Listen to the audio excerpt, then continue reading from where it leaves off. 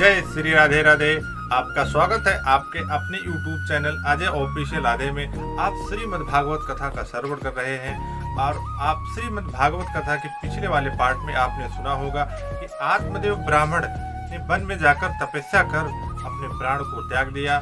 तो आइए आपको हम आगे की कथा आपको सुनाते हैं और आपसे एक निवेदन है, अगर हमारे श्रीमद् भागवत कथा को आप देखना चाहते हैं तो हमारे चैनल में एक प्लेलिस्ट अजय ऑफिशियल राधे के नाम से बनी है, उसमें आप जाकर श्रीमद् भागवत के पार्ट 1 से लेकर सीरियल बाय सीरियल आप श्रीमद् भागवत कथा को सुन सकते हैं।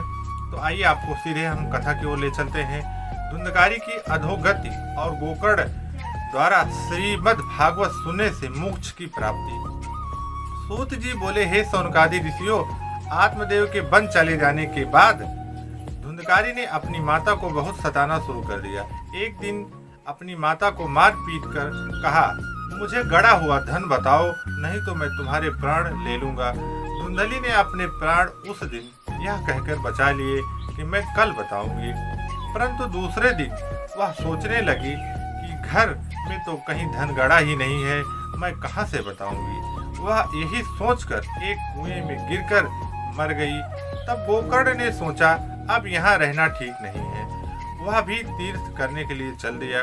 सबके चले जाने के बाद धुंधकारी अकेले घर में रहकर चोरी करने लगा और वेश्यावृत्ति करने लगा, ठगी करने लगा और चोरी करके सारा धन वेश्या को दे देता। एक दिन की बात है, वह कहीं से बहुत सारा धन चोरी करके लेके आया और वेश्या के साथ वहीं पर सो गया। वेश्या के ऊपर कभी भरोसा नहीं करना चाहिए। आप देखिए नीयत कैसे बदलती है। वेश्या के घर वालों ने सोचा कि यह दूसरों का धन चुरा कर लाता है, हमको दे देता है, कभी पकड़ा गया तो इसके साथ हमें भी दंड भोगना पड़ेगा। ऐसा सोचकर उसके गले में फांसी लगा दी।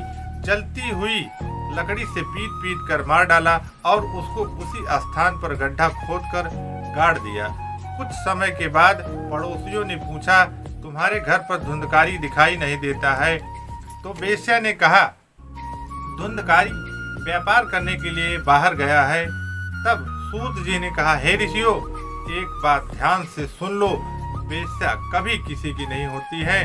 पहले तो उसका धन हड़प लेती है और उसके बाद उसके प्राणों को हर लेती है। वेश्या की जीवा पर अमृत भरा होता है और अंदर विष भरा होता है। इस प्रकार धुंधकारी मरने के बाद प्रेत बन गया।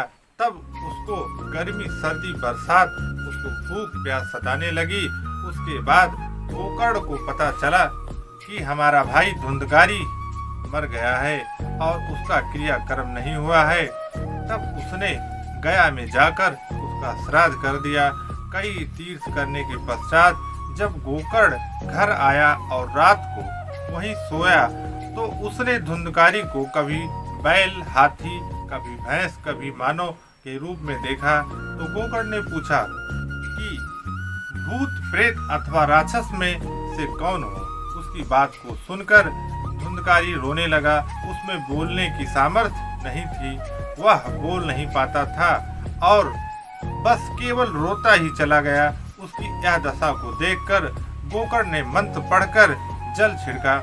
उस जल को छिड़कते ही वह बोलने लगा, क्योंकि गोकर्ण एक महात्मा ज्ञानी पुरुष था। तब उसने कहा, हे गोकर्ण, मैं तुम्हारा भाई धुंधकारी हूँ। आगे की कथा आपको अगले वीडियो में सुनने को मिलेगी कि गोकर्ण के जल छिड़कने पर उसका भाई उसे क्या क्या कहता है। तो हमारे साथ आप बने रहिए और देखते रहिए आपका अपना YouTube channel Ajay official Radhe. तब तक के लिए जय श्री राधे राधे।